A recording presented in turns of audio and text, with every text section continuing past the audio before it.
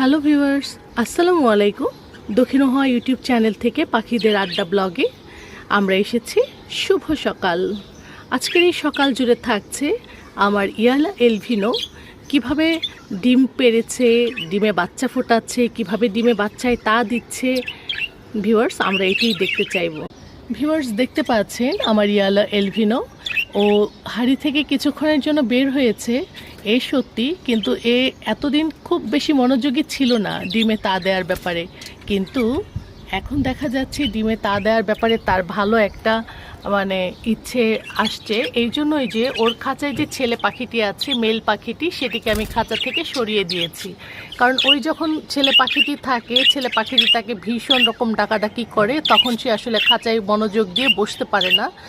তো ভিউয়ার্স, এখন সে খাবারের জন্য বের হয়েছে, খাবার দাবার খেয়ে সে আবার উপরে গিয়ে বসবে। ঠিক এমনি করেই ডিমে